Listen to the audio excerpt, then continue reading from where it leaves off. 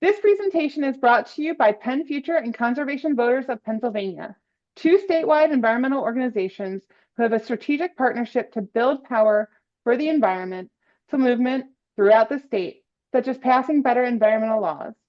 We are two different organizations with two different missions, but we have recognized the strategic value in our collaboration on certain issues and tactics to make a real change in Pennsylvania. Our presenters tonight.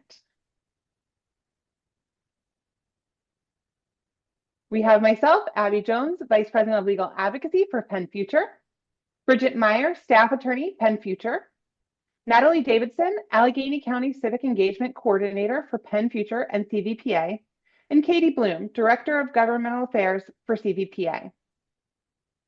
Our plan for tonight. We'll review some common terms and languages around data centers.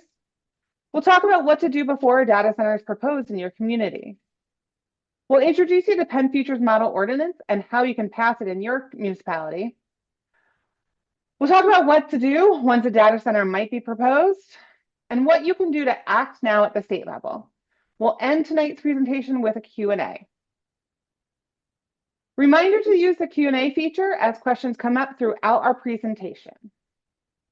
Now let's get into it. First up, we have Bridget, who will explain all about data centers, local zoning, and our model ordinance. Take it away, Bridget. Okay, first I have to figure out how to unmute myself. I think I've done that. Okay, hi everyone. My name is Bridget Meyer, and we're going to start off by very simply talking about what is a data center. I imagine that many of you have heard of this and have some idea of what it is, or else you wouldn't be here. But just so we all know what we're talking about, a data center is a building or buildings that house the computing infrastructure that IT systems require to store digital data and perform computing tasks. And in case that is still a little bit complicated, we're going to walk through this in a little bit more detail. If I can make my slide progress. There we go. So let's go back to the early days of computing in, say, the 1990s. And if you happen to be around at that point, you probably remember that if you were doing something on your computer, like playing a game or creating a document of some kind, usually you had some kind of physical media, a disk of some sort, that you stuck into the computer, and that is where the program lived, and that's where you saved things, and you took these things in and out of your computer as you needed them, and that's how that worked. Well, 30 years then passed, and here we are today in a different world where many of the things that used to happen on this kind of physical storage media that we had in our houses, that is all happening on something called the cloud. So when you are, say, watching a video or writing a Word document or uploading your pictures of your cats, all the thousands of pictures of cat you have, they don't really live so much on your computer or on the disk anymore. They are all here somewhere called the cloud. And in addition to all these things that we've kind of always been doing on our computers, we have new functions that didn't exist back in the day. So we have things like ChatGPT and other AI functions, the infinite number of streaming services that we can use now to watch videos. We can play video games online, and of course, everyone's favorite, Googling things. This all also kind of happens out here in this nebulous area called the cloud. Like, so if you want to Google something, you do not have to put a disk into your computer. Or if you want to watch something on Netflix, you are not putting something in there. This stuff does not live on your computer. Well, as you may suspect, this computing is not literally happening in the cloud. The cloud is actually a physical place, and that's what the data center is. It is the physical infrastructure. All this stuff lives. And these buildings, they have existed for quite a while, pretty much since we've had the internet. But you may be wondering, why just now am I hearing about this? I think for most of us, more than 6 months or a year ago, we didn't really know about this. and that these buildings existed. So why suddenly is this all that anyone is talking about? Well, there's a couple of things that have combined to make it so that the demand for data centers has ramped up significantly in a short period of time. The number one thing that is driving that is the invention of artificial intelligence, or AI. Artificial intelligence requires like a ton of this computing infrastructure, the servers, all this stuff. It requires much more of it than any of the other things that we've been doing on the internet for all these years. So that's a big driver for why we suddenly need more places to put these things. In addition to AI, we just have more and more cloud storage and computing happening over time, just more and more people connecting to the internet, doing more and more things, more and more pictures of cats. So that it continues to increase. So we continue to need places to put those things. We also have what is called the Internet of Things. So that is kind of the blanket term for all of this stuff that didn't used to connect to the internet and now it does. So like your thermostat, your refrigerator, your vacuum, your automatic cat food dispenser. This stuff is all now connecting to the internet and you have an app and you're controlling it. All of that stuff, that information goes through the data center. And we also have an increase of what's called software as a service. So, like I said a few minutes ago, we used to have, you'd have some kind of word processing program, and if you wanted to use it, you might have some kind of a disk that went into your computer, or there was something saved on your hard drive on the computer. A lot of that is now moving to like internet-based programs. So, like Microsoft Office, you can use online now, or Canva, the program I used to create this presentation. All of that's happening online. All of that requires space in the data center. And that is why we are suddenly seeing so much more demand for data centers than we have up until now. So why are we here, PennFuture and CVPA? Why are we talking about data centers? Why do we care? So there are a number of community and environmental concerns that these facilities can generate. They include things like the amount of power consumption they might have, also water consumption. They can often generate noise that folks find disruptive. There's an aesthetics or appearance component to it. Often these are very large buildings or many, many buildings all together. There's along with this concern about losing our natural areas, habitat, scenery, etc., and large impervious surfaces that generate a lot of stormwater runoff and all of the problems that come with that. So talking in detail about all of these concerns is beyond the scope of this particular presentation, but don't worry, we have already covered a lot of this in earlier presentations, which you can find on our YouTube channel. Go to YouTube and enter in PennFuture Media. You will find a whole series of videos that we've already created about things like the power consumption for data centers, water, economic impacts, etc. So in your free time after this presentation, go check all that out. Today, we are going to talk more about how these concerns get addressed. And seeing as I'm a lawyer, the answer that I have has to do with the law. And if you recall from your early days of school and or Schoolhouse Rock, you know that we have many different levels of law in this country. We have federal laws that govern across the country. We have state laws in Pennsylvania only. And we also have local laws that govern in just our specific municipalities. For this presentation, we are talking mostly about the local laws. And why is that, you might say? Well, in Pennsylvania, the power to control many of the things that we talked about just a second ago, these localized environmental and community impacts, things like the location, the size, the noise, the water usage, a lot of that is actually in the hands of local government. So if you want to control those things, the way to do it is to get local laws. And the type of local laws that we are talking about for the most part here are called zoning. The zoning ordinances is what these laws are called. And these are your local laws that control how property can be used in the municipality.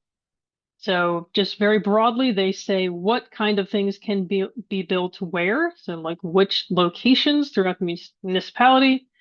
And they often include other rules like, how tall buildings can be, how far they have to be set back from property lines, how much of a property can be covered with buildings and other impervious surfaces, how many trees you can cut down.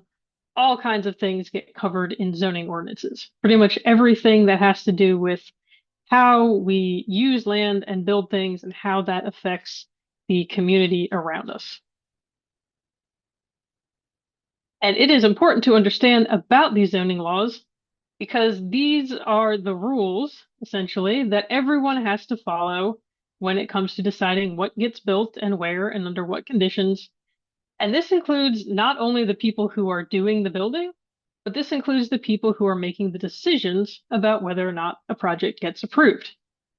And I want to stop here and talk a little bit about exactly what we're talking about here and how this is there's a kind of a misconception or a myth, and then the reality of how this works.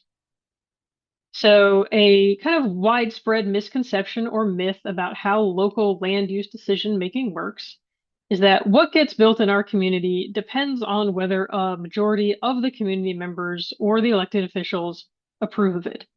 So, the idea here would be that somebody comes and proposes a project. Say, I own land and I want to build a data center or a distribution center or an apartment complex or anything like that.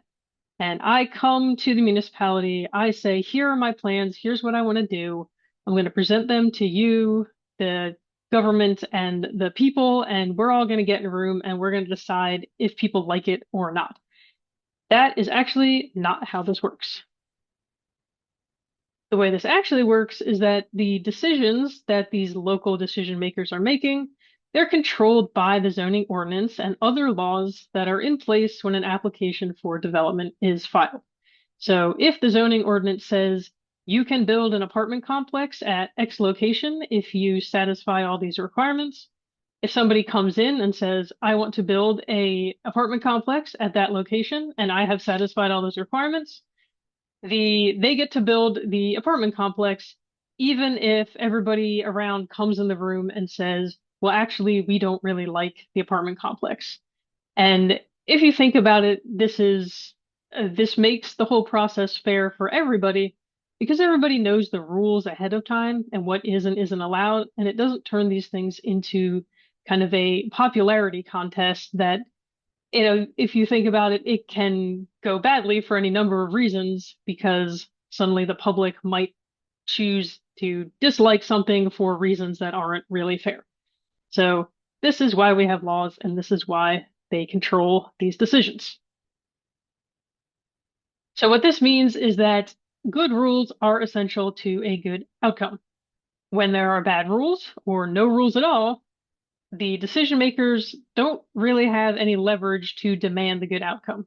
If there's no rule that says you can't put a data center here or the data center can only be 40 feet high, they can't come in after the fact and start trying to impose those rules. It doesn't really work that way. So we know we need good rules, we need good zoning ordinances. So where do we get those? Well, the governing body, this is a group of people that is more or less in charge of your municipality. They are the ones who ultimately pass zoning ordinances. So depending on where you live, what kind of municipality you are in, this might be called your city council, borough council, board of supervisors, or board of commissioners. And this is a group of people. I think you can have between 3 and maybe 9 is the most you can have. That they're elected. They have a lot of responsibilities, sort of the general governance of the municipality. But most importantly, for what we're talking about tonight, they are the ones who have the job of passing local laws. But they don't go at it alone. There are other groups of people that may or may not be involved with this process, such as your planning commission or environmental advisory council. These are different groups of people that you have in your municipality. They're not elected, they're appointed by the governing body, and their job is to give the governing body advice on planning and land use and environmental issues. They don't have any power to actually pass ordinances or approve any kind of applications or really make final decisions on anything, but they can make recommendations. And they're important to the process of getting ordinances because often these are the folks that are kind of the first stop when it comes to drafting ordinances. Often the governing body will turn to the Planning Commission or Environmental Advisory Council and say, hey, I think we need something to address data centers or, whatever other type of thing they might think needs to be addressed. Can you guys work on drafting an ordinance and then bring it to us, and then we will think about adopting it? Their next question might be, so where do those people get ordinances? Do they have to write them from scratch? Well, no, they don't. There is a such thing called a model ordinance. And a model ordinance is a template or an example of an ordinance that kind of gives the governing body or the planning commission or advisory council that it gives them a starting point to work from as they draft their own ordinances. So they're basically suggested language that municipalities can adopt in their own ordinances. And they can come from any number of places. They can be created by government entities, like a lot of times a county planning commission will create model ordinances for its municipalities. We'll see them coming from educational institutions like Penn State and Penn State Extension often come out with model ordinances, or organizations like PennFuture, which brings us to PennFuture's Model Data Center Ordinance. Why we are all here tonight. So what is PennFuture's Model Data Center Ordinance? Well, like I just said, it is suggested language that can help municipalities build their own zoning ordinance to control data center development and address the environmental and community concerns related to this kind of development. And our model ordinance, here we go, this is the sales pitch. We include suggested language on things like how to define a data center and other related terms. So when someone comes to town and says, I want to build a thing, we know, well, is it a data center or is it something else? We also talk about how to address things like building height and setbacks. Like, what are the dimensional requirements that make sense for a data center, and what kind of things do you have to consider when you are permitting them? We have regulations about noise and vibration. How do you control the noise that might come from a data center? What about water usage? You may have heard that there's a possibility that these uses can use a ton of water. What can municipalities do to make sure that this is not so much that it's going to have harmful impacts on everybody around them? We talk about things like landscape buffers and equipment screening. So if there are aesthetic concerns, how do they get addressed? And also the type of approval process that a data center might have to go through. Now, this is also beyond the scope of this presentation, but there are sort of different levels of review that a municipality might go through with any type of land use. And so we have language suggesting that this be kind of the heightened version of it that has to go through more steps. But also, this is something that municipalities do eventually have to decide for their own purposes. Now, you may have noticed that one thing that was missing from that list is one of the things that is often top of mind when it comes to data centers, and that is power usage. Why was that not included? Well, that was not an oversight. As it turns out, the local government really has very little power to control power usage. Local governments are not allowed to pass any laws that control things like how much power something uses, who's allowed to connect to the power grid, even where electric lines are located, or especially how much electricity costs. We understand that these are concerns that come with data centers, but the answer to these concerns is not at the local level. These things are controlled mostly by state agencies like the Pennsylvania Utilities Commission. There are also like interstate and federal agencies and laws that all play into this. I am not an energy attorney. Please don't ask me to explain this in any more detail, but I can tell you that most, if not all of this, is out of the hands of the local government. So that is why the model ordinance does not address these things. So now I'm assuming that you are very excited about the model ordinance and you would really like to figure out how to get your municipality to adopt it. And at this point, I'm going to pass it over to Natalie to tell you more about how you can do that. Awesome. Thank you, Bridget. Now that we've talked about the data center ordinance and the stakeholders to be aware of, let's dive into how you play a part in this process. Next slide, please. Next slide. Oop, I think we have to go back one.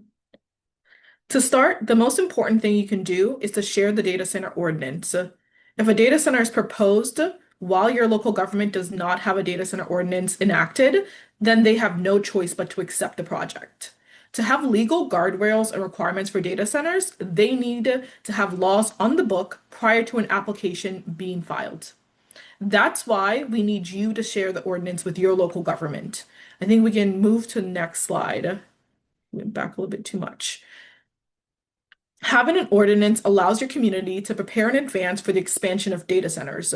If you think your local government does not have a data center ordinance on the books, you can find information on the Pennsylvania Department of Community and Economic Development website and share it with them. That is to help them get started, but the process doesn't end there. Next slide.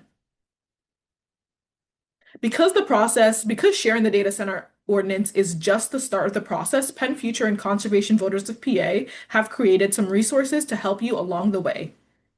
Next slide. The first of which is a data center toolkit. In this toolkit, you will find samples of emails, petitions, and information on what is a data center and what are the local impacts.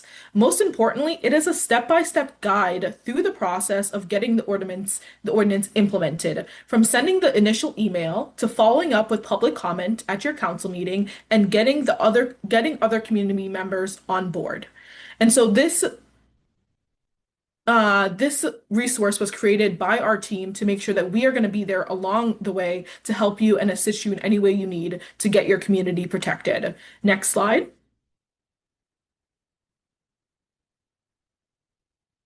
Next, on our YouTube channel, we have also created a series that answers a lot of important questions about what are the local impacts of data centers and information about how this process is taking place across the state. Next slide. Finally, to ensure that you have access and can share all the resources, we have created a Google Drive that includes all these resources with samples, videos, letters, petitions, everything you need to make your way through the process. In this folder, you can find videos breaking down data center impacts, whether it's water uses, air pollution, or energy demand. Alongside that, you will find sample emails that you can send that break down what is the ordinance, what is included, and why it's important to your community to get this passed. Next slide. And I think we are going to pass it over to Katie now to talk about, no, we're passing back to Bridget to talk Nope, more my about turn again. Yes.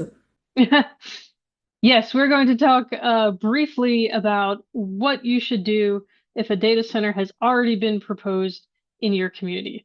So as we've talked about up until now, the best way to deal with this kind of development is to get out ahead of it, make sure you have good rules on the books. So then if somebody shows up, they have to follow the rules and things are great.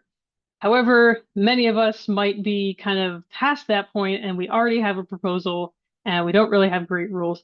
So now what do we do?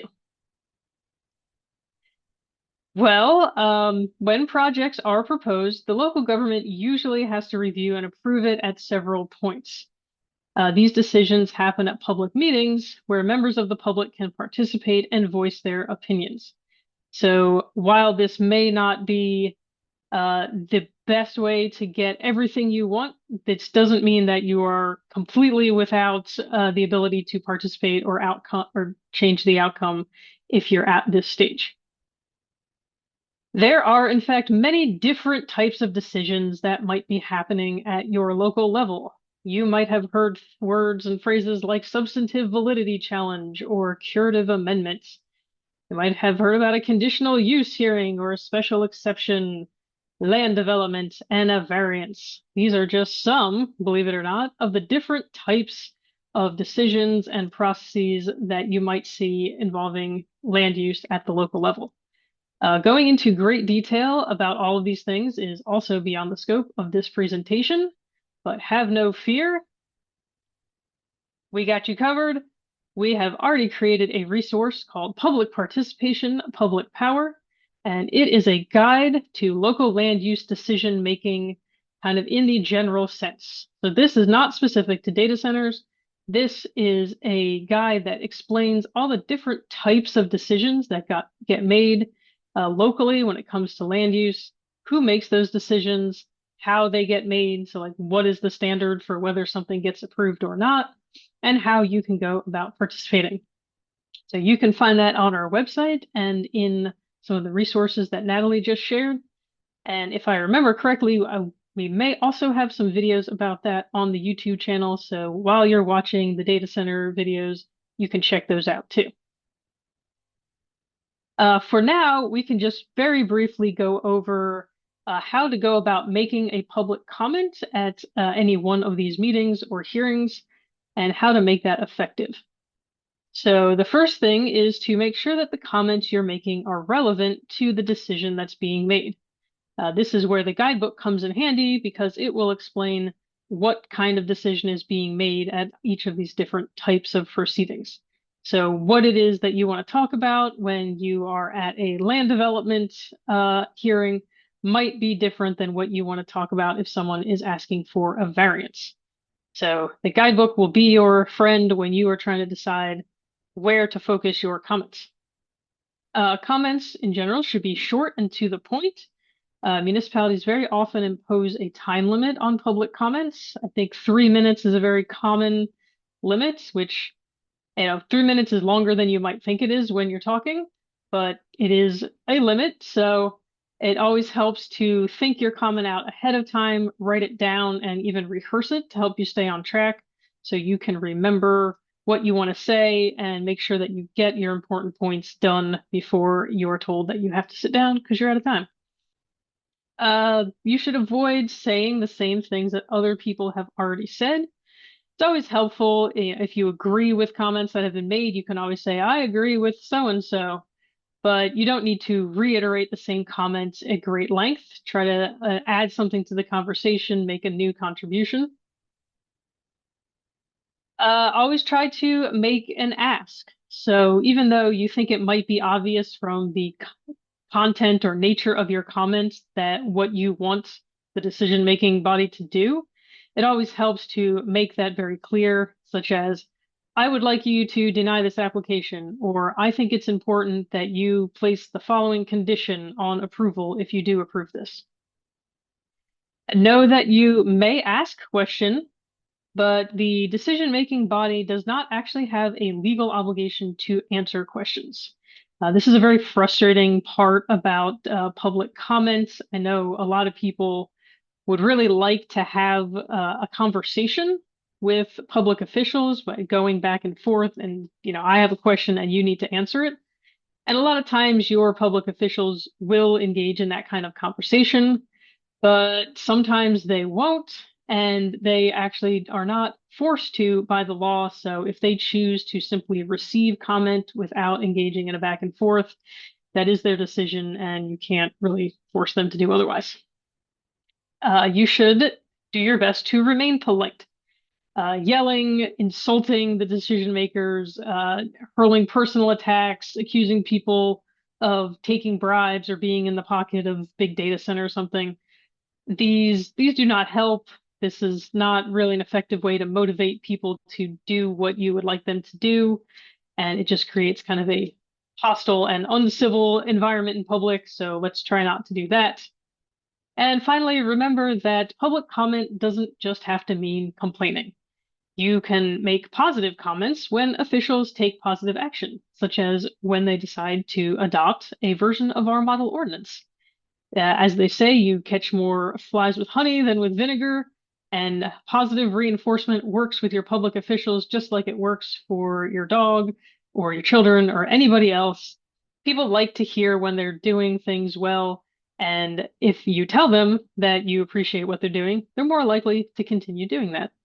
So remember, public comment, not just for shouting. And I think that concludes this. So I believe we are now going to turn it over to Katie to talk about some of the statewide legislation that's brewing involving data centers. Yeah. Thank you so much, Bridget. As a local elected official myself, I like compliments too. So Bridget's spot on there. Just to Yeah, kind of same. pivot. Yeah, Bridget too. And what if your municipality is amazing and they already passed a really positive, environmentally friendly data center ordinance? We have stuff and ways for you to get involved in terms of this entire conversation around data centers at the state level as well. So the first two things that I want to talk about are two bills that passed out of committee just this week on Monday.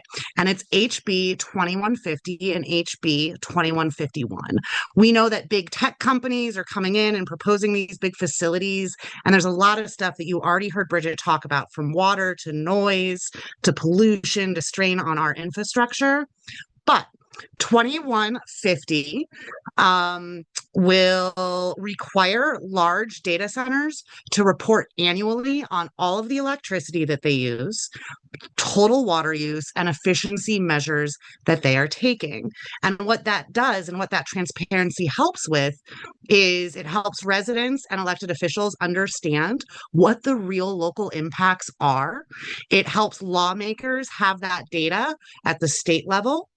It encourages efficiency in these centers, and this will exclude sort of those small telecom operations that don't use as much energy and things like that.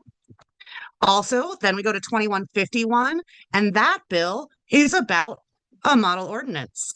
And this is just adding another level and another layer to tools that we can provide local municipalities. This bill is asking the state Department of Community Economic Development, their local government services office, to also work on a model ordinance for zoning.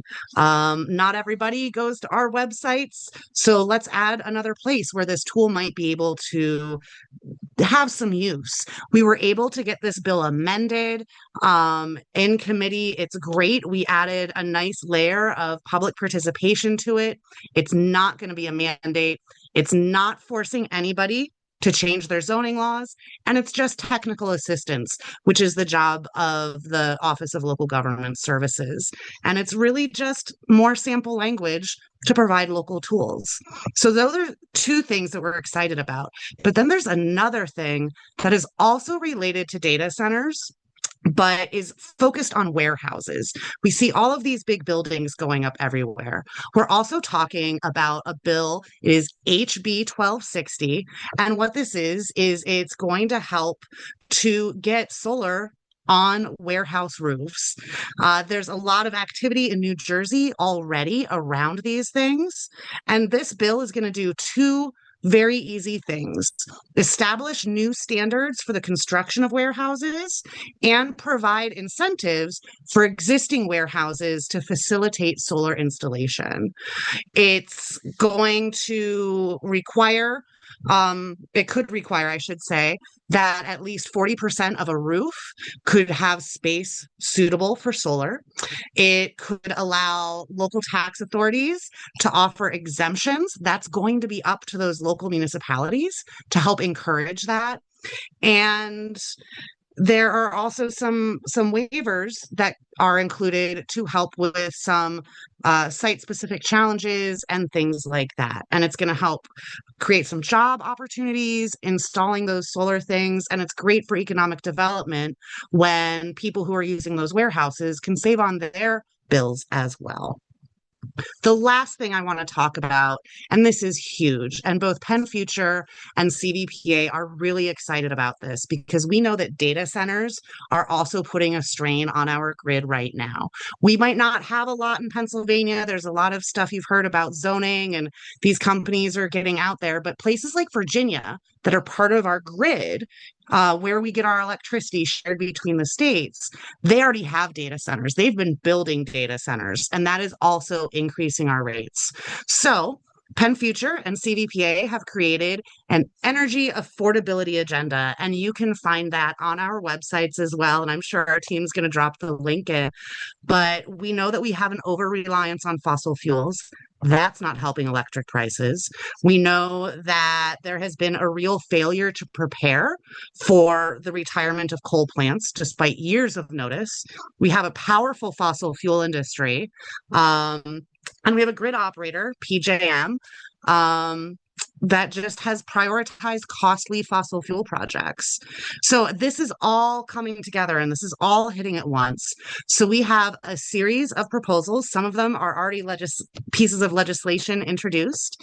And we have three different categories: immediate solutions, short-term solutions, and long-term solutions.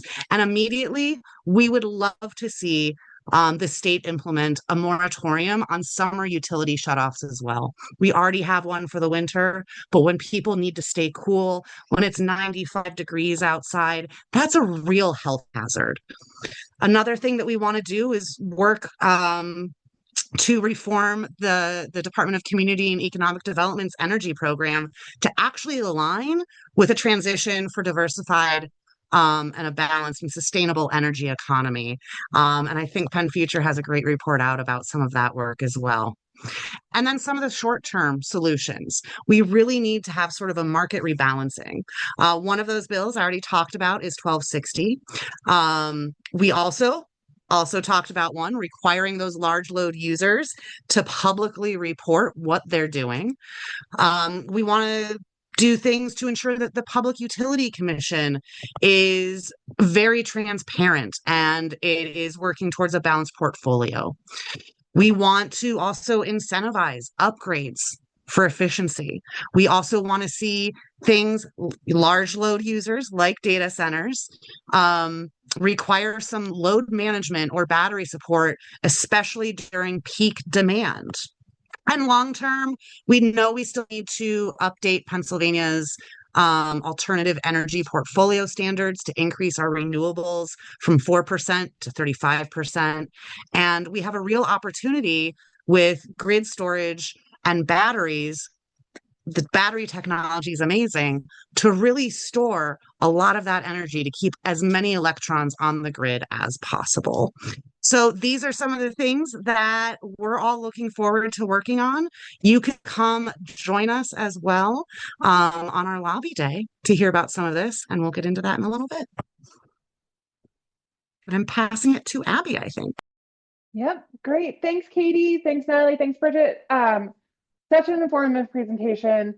I'm working on this every day, and every time I hear you all talk about it, I learn more stuff. So thank you so much. We're going to open it up now to some Q&A. So thank you for those of you who put your questions in the Q&A chat feature. Please continue to do that throughout. We have a lot of really great questions. Maybe too many for us to get to tonight, even though we've been moving nice and quick. We'll do our best to respond in real time and also afterwards. So again, please continue to add any additional questions you may have. So our first question comes to us from Laura. Laura talks about a situation where her township does not have zoning, and that does happen. So I guess this question is going to be for Bridget. What kind of resources do we offer? I don't know if we have any, or what kind of other kind of strategies or things that somebody who lives in town without zoning can do to help their municipalities regulate data centers? Where municipalities do not have zoning, often they are covered by county-wide zoning ordinances.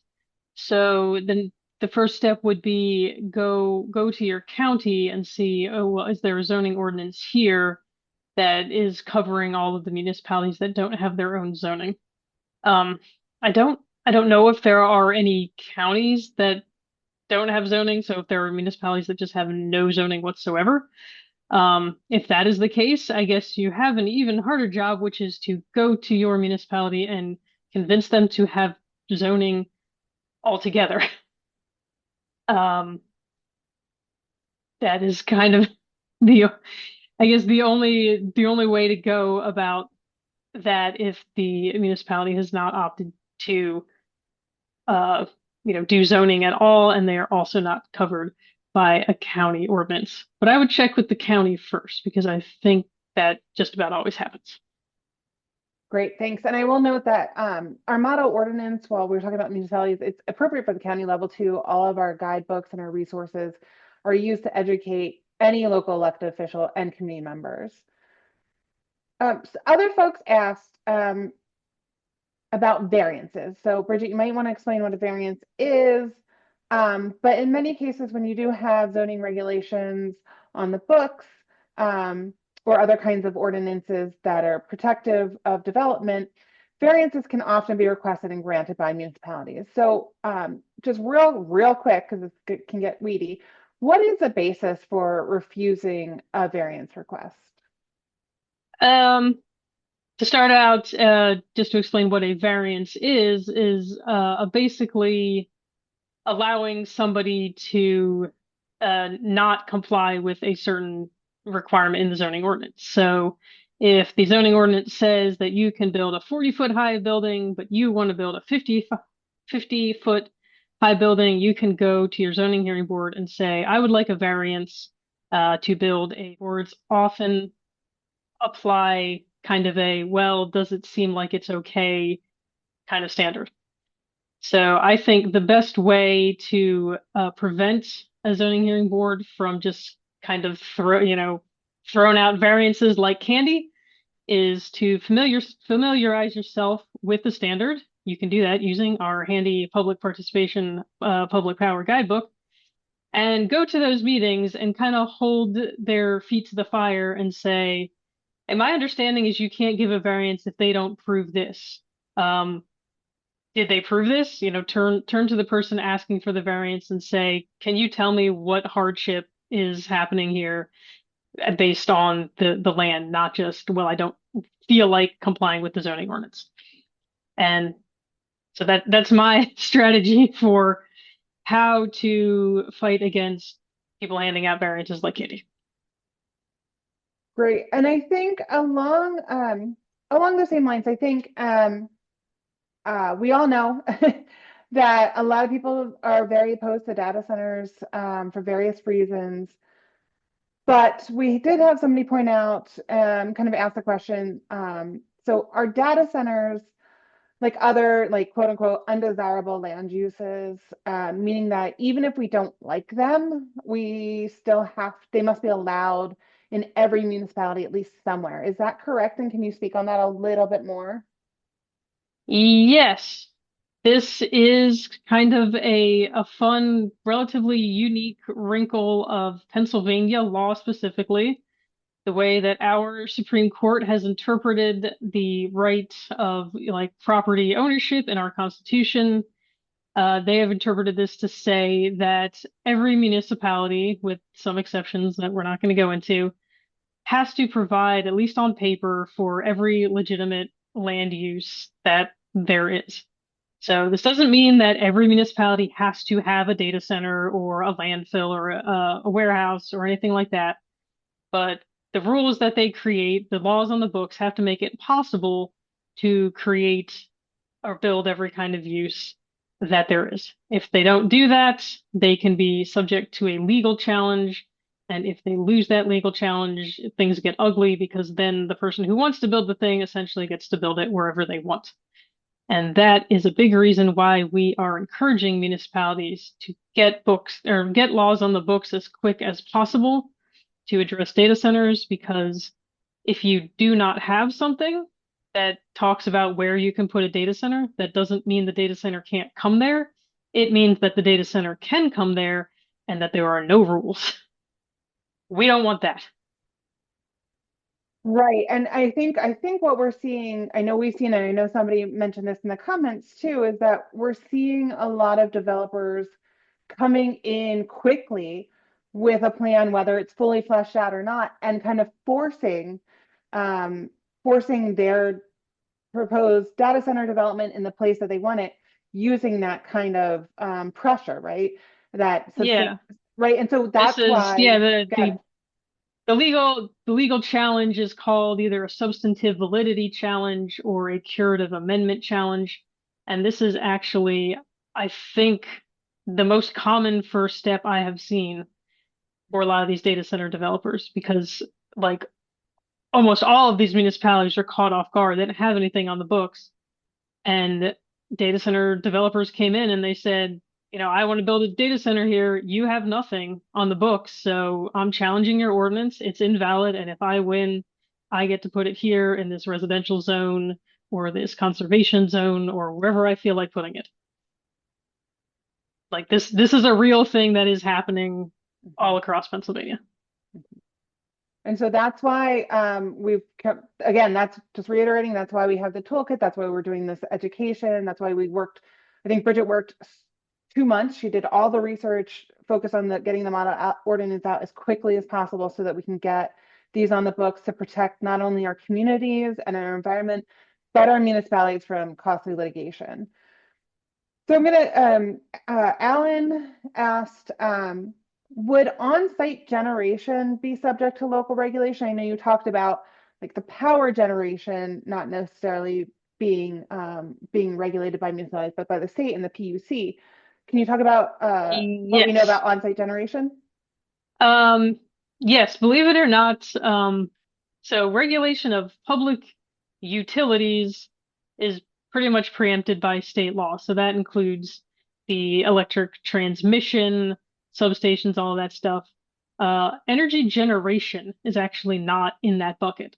So local municipalities do have the power to control where power generation is located. They don't have the power to talk about or to regulate like how the generation happens. Like they can't say you have to have a certain kind of turbine or whatever, but they can say a power plant can go here but not there. And yeah, another thing we didn't really touch on it here is that because data centers are at least talking about on-site power generation, if your municipality does not have ordinances in place that talk about where power generation can be located, things like how far does it have to be set back from other uses, other things that control the impact on the surrounding community. That's another thing that municipalities need to be thinking about right now is, what happens if somebody shows up here and they want to build a gas-fired power plant in our municipality or, a very large solar array or any other type of power generation you might think of. Sometime in the future, we'll maybe think of creating a model ordinance from that, but we don't have it yet. Along those same lines, Peg asked, are there efforts to require these plants, sorry, to recycle water, like through their cooling? Is that something that a local government can kind of require or include in their ordinance? I think at that point, you're kind of getting into a kind of a gray area when it comes to zoning. So municipalities can govern things that have to do with how a use impacts the surrounding community. They can't do a lot about like what kind of building systems or equipment are required inside a building. So they're kind of limited to say like, well, you have to have this kind of cooling system versus this one. So we prefer a approach that essentially says that this is the outcome that we are expecting. Like this is the amount of water, not really a number, but like you have to prove that however you're dealing with water, whatever you're doing with it inside this building, it can't be so much that you're going to harm the surrounding water resources. How you go about solving that problem and making sure you're not using too much water we're not going to dictate to you how you solve that problem. We're just going to tell you you have to solve that problem if you want to build here. And along those same lines, I know Katie asked, not our Katie, a different one. Like are we allowed to include requirements or ask for solar power on data centers in the ordinance? Um, I think that is kind of beyond what a municipality can dictate. I don't believe that a municipality can dictate the type of power that somebody is using. What they can do is say, if you are building this kind of power, here is their requirements that apply to it.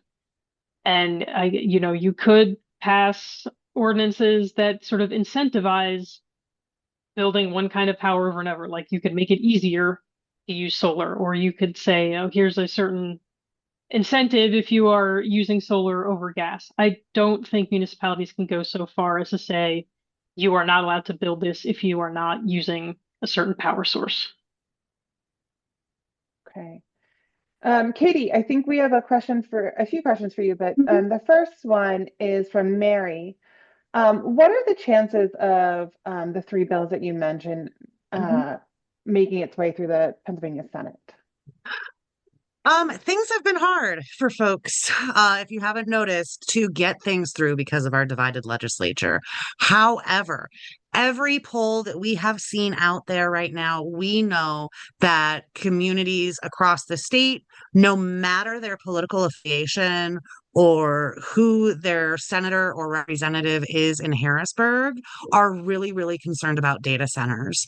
And a lot of folks who may not normally be on the side of the environment are actually now starting to look at what can we do. There are some proposals out there. They're not the most environmentally friendly from people who are usually opponents of ours, but that doesn't mean we can't work with them to make it better because folks like you all have been making your voices heard already. Great, thank you. I'm going to go back to Bridget just to kind of close the loop on kind of understanding what municipalities can regulate. Ellen asked, is there a local authority regarding air quality to regulate air quality through zoning or other ordinances? Yes, the municipalities do have the power to regulate air quality. We ultimately did not put anything about that into the model ordinance because I I guess I personally have a bit of a question about the capacity for most of our municipalities to handle that kind of regulation. So whenever you're talking about a local regulation, something you have to think about is this enforceable given like the time, the skill level, and like the number of people that you have in your municipality who are actually going to end up with the job of enforcing this. And a lot of the air quality regulation stuff is like more technical, more involved than your typical municipality is going to be able to handle. It doesn't mean that they can't. Like if you have a very ambitious municipality, or we have like larger municipalities that have larger staff, more trained people, that's totally something that can happen. Um, it's just something that we decided was maybe not going to be useful for the vast majority of municipalities in Pennsylvania. So our model ordinance doesn't include that right now. Thanks. And I know that Philadelphia and Allegheny County do have their own like air quality regulations, but they're a Yeah. little different than Yeah. If most you're of the Philadelphia, you right. have lots of resources. If Okay. you're Buck Township, Luzerne County, and you have, 300 residents, it's a little different. All right. I think we have time for maybe one or two more questions. So I think I might have one for each of you. I'll start with Bridget and then Katie, we can end with you. So Bridget, um, I think a lot of people are concerned, like, is this really going to happen in my community? Like, is a data center really going to be proposed near me? So what kinds of areas are data center developers looking for? And then I'm going to add on the flip side, with our ordinance, what kind of things are we hoping that they stay away from, like sensitive environmental or community features? The number one thing that they are looking for is what is called powered land. So they want land, like, pretty sizable chunk of land that is located as close as possible to high voltage electric lines. They tie directly into the transmission side of the grid often. So if you have the high voltage lines going through your municipalities, those are the places that they want to look at. There are other factors that play into it, such as access to water, access to like the fiber optic cable network, labor force, proximity to the end users of the data. But really, the number one thing that's driving this is their land near power? Um, Things that we want them to stay away from would be the same sensitive environmental features that we would really prefer all types of large scale development stay away from. So, wetlands, streams, steep slopes, and what else we got? Like, sensitive habitat areas, old growth forests, that kind of thing. Great. Like, like any development, really, like our favorite thing is if you're redeveloping brownfields, like something that's already been disturbed. We understand that, there's only so many brownfields and that we can't expect all new development to occur on brownfields, but that's kind of like the gold standard, what we would really love to see. Thank you, Bridget. So one final question for Katie, then we'll wrap it up. I want to thank everybody for staying with us for this full hour. Great questions. We didn't get to all of them, but we will be following up. So Katie, Laura asked, would House Bill 1260, the solar on warehouses bill, would that also apply to data centers with a certain size roof? No, the bill is written specifically for distribution centers, and the type of facility is very well defined in the bill. And I want to say, let me just double check. I pulled up the legislation just in case for y'all. It is 100,000 square foot facility. So the floor area of that warehouse or distribution center has a floor area of 100,000 square feet. That is what we would be talking about per the definitions of the piece of legislation that the House has hopefully going to pass soon. Great, thank you. And for those of you, I was gonna throw something in about solar, just since we were talking about it. Yeah. Just to dispel any maybe unrealistic hopes, I think that people should understand that the amount of energy that data centers use, a data center is never going to be powered entirely just by putting solar panels on the roof. Like, I don't even know if a warehouse is going to be powered by that. So just so people know, slapping solar panels on the roof is never going to, get rid of the concerns with energy when it comes to data centers. They just use so much energy that that's not going to be an option. We have to be looking for other solutions to that issue. Well, thank you to everybody who joined us tonight. Thank you for all of your amazing questions. I think we got through a good amount of them, but I know there's many more. So we'll do our best to kind of follow up either via email or through other kinds of educational videos and webinars like this with you all. Feel free to check out all of our toolkits, all of our websites, watch the videos, follow us on social media.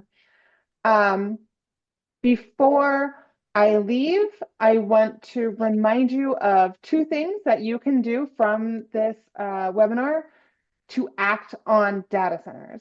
The first thing, you can sign the state level joint affordability petition. The link will be sent around. A main concern is that the proliferation of data centers could be raising our electricity bills. And this suite of legislation is aimed at mitigating the rising energy costs in Pennsylvania. So please, Katie talked about this. It is something that's very critical to all of us in Pennsylvania. The second thing you can do to act on data centers is use our community toolkit, our other resources, and our model ordinance to talk to your local municipal officials about passing a data center ordinance to protect your community before a data center is proposed. We'll be emailing out all of these resources highlighted tonight, as well as a recording of this presentation. Please share it. We are just, a small group of people trying to do all the work here, but you are the ones who know your communities, you know your elected officials, you're the ones on the ground making change happen. So we thank you for everything that you all do. So with that, I'd like to thank you all for joining us tonight to learn about how you can act on data centers. Stay tuned, join our email list, get our newsletters, follow us on social media, PennFuture and Conservation Voters of Pennsylvania, because we will continue to work on protecting our communities and our environment from harmful impacts of data centers at the local, state, and federal level. And we can't do it without your support. Thank you all.